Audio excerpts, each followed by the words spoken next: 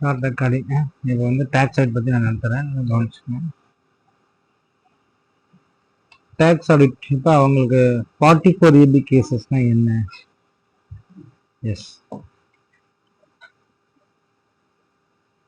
the following assessee are required to get their accounts audited by a chartered accountant and to furnish electronically the audit report in specified from 1 month prior to due date of filing return of income. See, 44 EB cases எல்லாம் எப்போ file பண்ணுவாங்க அப்படின்னா 31/10/2025 அப்படின்னா அதுக்கு ஒரு மாசத்துக்கு முன்னால 30/9/2025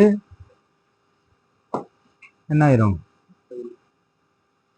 30/9/2025 அன்னைக்கு நம்ம என்ன செஞ்சிடும்? ஆடிட்டர் ரிப்போர்ட் என்ன செஞ்சிடும்? ஃபைல் பண்ணிடுறோம். இந்த ஆடிட் ரிப்போர்ட் ஃபைல் பண்ணா அது பேர் தான் என்ன சொல்லுவாங்க? 44 AB அப்படின்வாங்க. அது வந்து டேக்ஸ் ஆடிட்னு சொல்லுவாங்க. உங்க புக்ஸ் ஆஃப் அக்கௌண்ட்ஸ் 44 AAல இருந்திருக்கணும். அந்த புக்ஸை யார் ஆடிட் பண்ணுவா? ஒரு CA, அதாவது சார்ட்டர்ட் அக்கௌண்ட் என்ன செய்வாரு? ஆடிட் பண்ணுவாரு. சரி,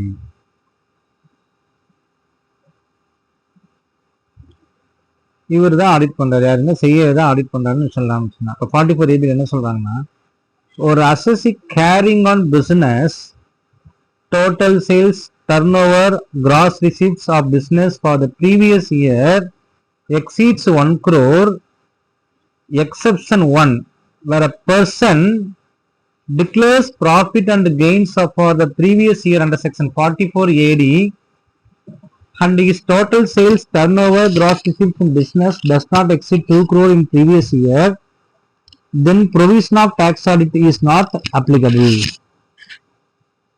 அப்ப என்ன கேக்குறாங்கன்னா, ஒரு அசஸி வந்து பிசினஸ் கேரி பண்றாரு. கண்டிஷன் என்னது? Total sales turnover or gross receipts of business for the previous year exceeds எவ்வளவுங்க?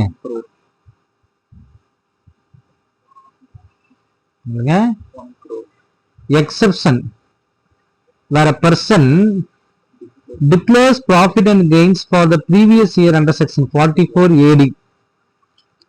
அப்ப அவரோட டர்ன் ஓவர் வந்து 1 கோடிக்கு மேல போயிடுச்சுன்னா கண்டிப்பா 2 வந்துடுவாரு, 44 AD வந்துடுறாரு. ஆனா எக்ஸெப்ஷன் எப்படின்னா, declares profit under section 44 AD and his total turnover gross receipts in business does not exceed 2 crore in previous year, then provision of tax audit is not applicable. Even though 1 கோடிக்கு மேல தாண்டி இருந்தாலும் 2 கோடிக்குள்ள இருந்துச்சு, அவர் 44 ADல போய் 8% declare பண்ணிட்டாரு. Present பிசினஸ்ல போய் என்ன செஞ்சாரு? 8% டிக்ளேர் பண்ணி ஒரு டாஸ்க் எடுத்தாருன்னா ஒரு 44 ABக்கு வர வேண்டிய அவசியம் இல்லை. Exception 2, where a person declares profit and gains for the previous year under section 44 AD and his total turnover gross receipts in the business does not exceed 3 crore in the previous year and aggregate all amounts received during the year in cash does not exceed 5% of total turnover or gross receipts of the previous year, then the provision of tax audit is not applicable. சரி, அப்ப என்னன்னா, அப்ப இவரோட பிசினஸ்ல 95% என்னங்க? 95% எல்லாம் என்ன டிரான்சாக்ஷனா தான் இருக்கு. அப்புறம் aggregate of all amounts received during the previous year in cash does not exceed 5% of the turnover. Total turnover 1 கோடி நடந்துச்சுன்னு வச்சுங்களேன், அல்ல 5%, அதாவது 5 லட்சமா, 5 லட்சத்துக்கு மேல கூட என்ன சில கேஷ்ல அவங்க எதுவும் வாங்கலாம். இப்ப எல்லாமே எதுல வாங்கிக்கிறாங்க? எல்லாமே ஆன்லைன் டிரான்சாக்ஷனா தான் வாங்கிக்கிறாங்க. அப்படி இருந்தாலும் டர்ன் ஓவர் 3 கோடி போயிருந்தா கூட 3 கோடிக்குள்ள, அப்படி என்ன சொன்னா 2 கோடி சொன்னோம். இங்க வந்து என்ன சொல்றாங்க? 3 கோடிக்குள்ள இருக்கலாம், 1 கோடிக்கு மேல போய் 3 கோடிக்கு கீழே இருக்கலாம். சார் 1 கோடிக்கு மேல போனாலும் 44 AB கேஸ், 3 கோடிக்கு கீழே இருக்குது. இப்ப 44 AB தானே, ஆனா அவன் என்ன பண்ணிட்டான்? டிக்ளேர் பண்ணிட்டான். என்னுடைய பிசினஸ் வந்து 95% என்ன செஞ்சான்? கிட்டத்தட்ட எல்லா கேஷ் ரிசீவும் எதுல வாங்கிக்கிறான்? ஆன்லைன்லயும் வாங்கிக்கிறான். அப்படின்னும் பொழுது அவனுக்கு ஒரு எக்ஸப்ஷன் கொடுக்குறாங்க. என்னன்னா, நீங்க 44 ABல வர வேண்டாம், நீங்க 44 ADலயே நீங்க என்ன செஞ்சுக்கீங்க? டிக்ளேர் பண்ணிக்கீங்க உங்க பிசினஸ் அப்படின்றாங்க. எக்ஸப்ஷன் 3 என்ன சொல்றாங்கன்னா, the following condition are satisfied then the higher threshold limit of 10 crore shall be applicable for a person carrying on business. Exception 3, the following conditions satisfied, then the higher threshold limit 10 crore வரைக்கும் நீங்க என்ன செஞ்சுக்கலாம் போய்க்கலாம் அப்படின்றாங்க. அதை பத்தி திரும்ப நம்ம பார்ப்போம். Aggregate of all amounts during the year received including amount received for sales, turnover, gross receipts during the previous year in cash does not exceed 5% of the said amount. அடுத்தது எக்ஸப்ஷன் 3 தான் சொல்றாங்க. இந்த 10 crore லிமிட் சொல்றாங்க இல்லைங்க, அதுக்காக இந்த 10 crore அதாவது கையில் எடுத்து வச்சுக்கலாம். அதுலயும் வந்து aggregate all payments made including amount incurred expenditures in cash. அதாவது இங்க வந்து என்ன செஞ்சாச்சுன்னா ரிசிப்ட் மட்டும் தானே சொன்னோம். All amounts receive during the previous year in cash does not தானே சொன்னோம். பட் இங்க என்ன சொல்ல பாருங்க, aggregate of all amounts received including amount received for sales, turnover, gross receipts during the previous year in cash does not exceed எத்தனை, அங்க வந்து receipt தான் சொன்னீங்க, ரிசீவ்டு ஆல் அமௌண்ட்ஸ் ரிசீவ்டு. இங்க வந்து சேல்ஸ் நீங்க பண்ணது எல்லாமே நீங்க என்ன வாங்கியிருக்கணும், கேஷாவே வாங்காம எல்லாமே என்ன செஞ்சிருக்கணும், பேங்கிங் டிரான்சாக்ஷன், அதுதான் கேஷ், அவ்வளவுதான்.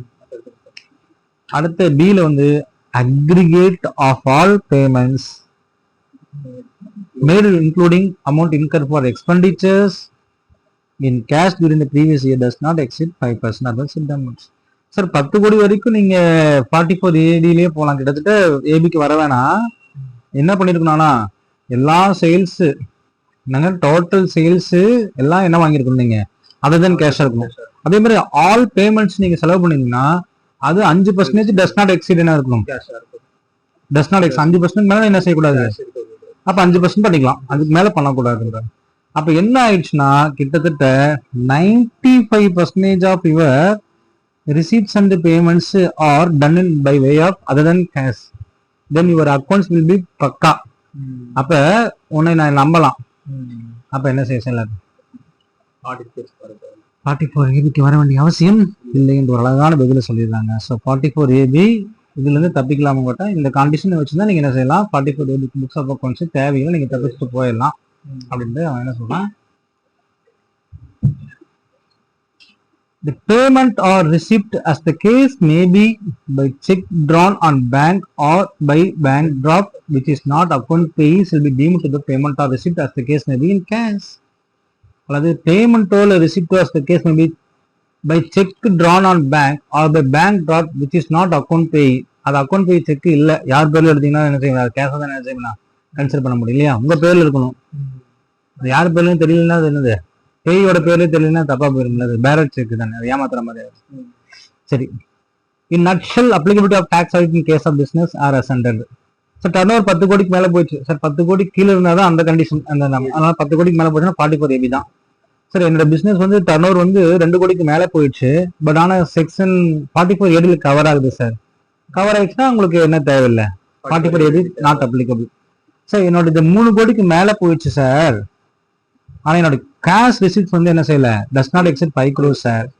ஸோ நான் அதனால கவர் 44 ஏடியில் வந்துட்டேன் சார். சரி சந்தோஷம், இப்போ உங்களுக்கு என்ன சார் 44 ஏடி கிடையாது. டர்ன் ஓவர் வந்துங்க சார் 10 கோடிக்கு மேல போகலைங்க சார், பட் அதில் சில கண்டிஷன் சொன்னீங்க இல்லைங்களா, அதாவது ரிசிப்ட்ஸ் அண்ட் பேமெண்ட்ஸ்லாம் வந்து 5%க்கு மேல டஸ் நாட் எக்ஸிட்னா அதுக்கு உங்களுக்கு டாக்ஸ் கேஷ் கிடையாது sir. Turnover does not exceed 10 crore but exceed 1 crore and aforesaid conditions are not satisfied. அப்ப நீங்க சொன்ன இந்த கண்டிஷன் சாட்டிஸ்ஃபைட் ஆகும், கண்டிப்பா என்ன செஞ்சணும் 44 ஏபி அப்ளிகபிள் ஆகும் என்றுதான் கணக்கு. புரியுதுங்களே. அடுத்த லாஜிக் பாயிண்ட் செகண்ட், அந்த கிட்டத்தட்ட 5 பாயிண்ட் நான் நடத்தேன் உங்களுக்கு. an assessee carrying on profession, என்னங்க carrying on profession கண்டிஷன் பாருங்க, gross receipts of professions for the previous year exceeds 50 lakhs. 50 lakhsக்கு மேல ஒரு ஆடிட்டரோ இல்லை சார்ட்டர்ட் அக்கௌண்ட், ஒரு ஆடிட்டர் சார்ட்டர்ட் அக்கௌண்ட் சிஎம்ஏ அல்லது ஒரு வக்கீல் யாரோ வேணா இருக்கலாம், இவங்க வந்து ப்ரொஃபஷனல் தானே, இல்ல டாக்டர்ஸா இருக்கலாம், இவங்க ப்ரொஃபஷனுக்கு கூடியவங்களுடைய ரிசிப்ட்ஸ் கிராஸ் ரிசிப்ட்ஸ் நல்ல கவனிச்சுங்க, கிராஸ் ரிசிப்ட்ஸ் 50 லட்சத்துக்கு மேல போயிடுச்சுன்னா அவங்க 44 ஏடியில் இல்லைன்னா கண்டிப்பா எங்கதான் வந்தாகணும் 44 சார். மேல சொன்ன மாதிரி தான், மேல பிசினஸ் பர்சன் தானே சொன்னோம் 44 AB, and carrying and business. இங்க வந்து ப்ரொஃபஷன், அதனால இங்க புரிஞ்சுக்கணும். அங்க பிசினஸ், இங்க ப்ரொஃபஷன். அங்க 1 கோடி, இங்க 50 லட்சம். ப்ரொஃபஷனுக்கு 50 லட்சம்.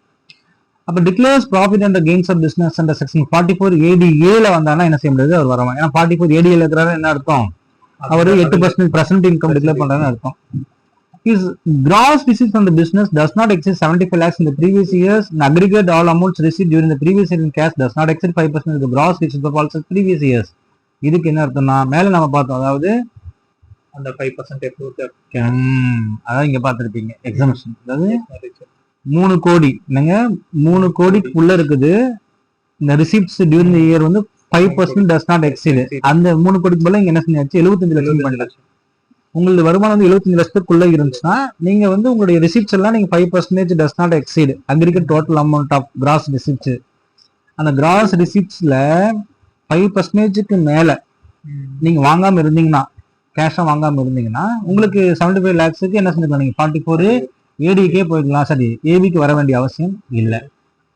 சரிங்க சார். இப்போ 44 AE BBB அப்படின்னா என்ன? Assessee has claimed that his income from such business is lower than the deemed income computed in accordance with the respective sections. மேலே சொன்ன 44 AE 44 BB 44 BBBல அவங்க டிக்ளேர் பண்ணியிருந்தாங்கன்னா அவங்களும் எங்க வர வேண்டிய அவசியம் இல்லை, 44 ABக்கு வர வேண்டிய அவசியம் இல்லை. அப்ப ஒரு அசசி வந்து செக்ஷன் 44 ADல கவர் ஆயிட்டாருன்னா, assessee has claimed that his income is lower than the presumptive and his income exceed maximum amount which is not taxable to income tax basic exemption limit. அப்ப என்னன்னா, இவர் வந்து presumptive incomeல தன்னுடைய வருமானத்தை declare பண்றாரு. அவரு வருமானம் ஆனா 2,50,000 மேல என்ன செஞ்சிருச்சு, தாண்டிடுச்சு. பேசிக் எக்ஸம்ஷன் லிமிட் என்ன செஞ்சிருச்சு, எக்ஸப்ட் ஆயிடுச்சு அப்படின்னு அர்த்தம். சரி, அசசி வந்து covered under section 44 AD subsection 4 and his income exceeds the maximum amount which is not chargeable to income tax in any previous year. That is 2,50,000 தான் நம்ம சொல்றோங்க. அப்ப 2,50,000 என்ன ஆயிடுச்சு, தாண்டிடுச்சு இல்லைங்களா? 2,50,000 என்ன ஆச்சு, இதான பேசிக் எக்ஸம்ஷன் லிமிட், அதை தாண்டிடுச்சு. அப்ப penalty, if any assessee does not upload such audit report 1 month prior to the date of filing of return of income, then he is liable to pay penalty being lower of the following, that is 0.5% of the total turnover or gross receipts or 1,50,000 whichever is lower. Sir, நான் வந்து என்ன செய்யல sir, 0.5% or 1,50,000. இந்த 0.5% எதுக்கு இல்லைங்க, gross receipts or total turnover. இந்த ரெண்டு இதுல 5% ஏதோ இப்படி போடுறாங்க, 0.5% சொல்றாங்க, 0.5%. விச் எவர் இஸ் லோயர் தான் என்னங்க. யாரெல்லாம் இந்த செக்ஷனை வந்து என்ன செஞ்சுட்டாங்க, ஃபாலோ பண்ணல, does not follow section 44 AB பிரகாரம் நீங்க புக்ஸ் ஆஃப் அக்கௌண்ட்ஸை சார்ட்டர்ட் அக்கௌண்ட் தான் என்ன செய்யணும், ஆடிட் பண்ணி இருக்கணும். புக்ஸ் ஆஃப் அக்கௌண்ட்ஸை 44 ADக்கு போனா என்ன தேவையில்லை, 44 AB இஸ் நாட். 44 ADA இது வந்து பிசினஸுக்கு, இது வந்து ப்ரொஃபஷன். புரியுதுங்களா? அப்ப நல்லா புரிஞ்சுக்கணும். செக்ஷன் 44 AB இஸ் அட்ராக்டட் எப்ப அப்படின்னு பாத்தீங்கன்னா, எப்ப 1 crore மேல போச்சுன்னா, தானே.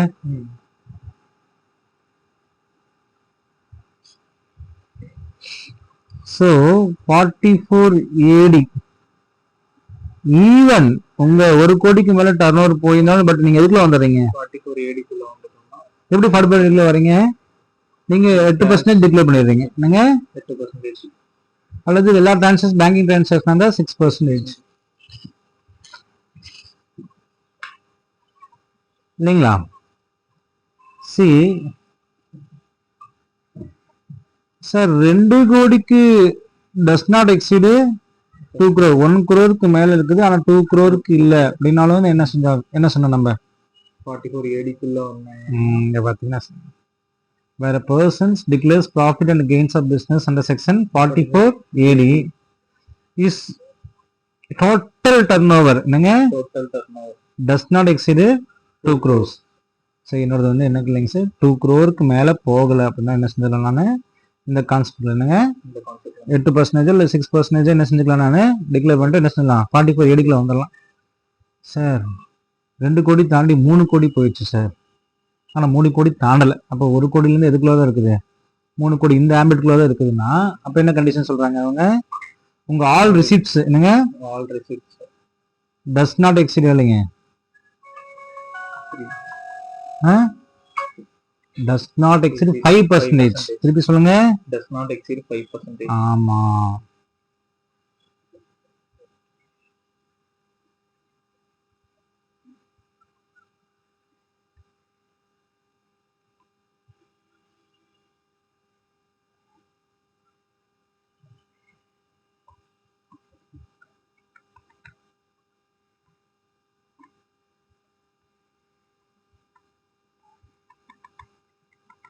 ஓகேப்பா. அடுத்து ஆல் ரிசீவ்ஸ் எத்தனைங்க 5%. என்னப்பா 5%. நெக்ஸ்ட் 10 கோடியா 10 கோடி என்னங்க 10 crores. 10 crores 10 crores போயிடுறாங்க. 10 crores போச என்ன கணக்கு So if the amount of received in sales turnover does not exceed 5% in cash. அப்ப என்னன்னா சார் 10 crore மேல போகல. அதாவது இப்போ 1 கோடியிலிருந்து 10 கோடிக்குள்ள இருக்குது. அப்ப all payments made does not exceed 5%. Cash. அடுத்ததுங்க ஆல் ரிசீப்ட்ஸ் மட்டும் இல்ல turnover Expenditure. Sales gross receipts எல்லாமே 5%க்கு மேல கேஷா போயிருக்க கூடாது. அப்ப 95% கண்டிப்பா என்னவா இருந்திருக்கும் எல்லாமே Banking transaction. அதர் தான் கேஷா இருந்திருக்கும் என்னங்க. Other than cash. அப்படி இருந்துச்சுன்னா நீங்க கவலையே பட வேண்டிய அவசியம் இல்லை. என்ன ஆயிடுச்சு 44 AD ல 44 ஏடிலேயே நீங்க தாராளமா போகலாம். அப்படி இல்லாதவங்க தான் எங்க செஞ்சாகணும் 44 ஏபிக்கு போயாகணும். 44 ஏபின்றது books of accounts section 44 A apply ஆயிரும்.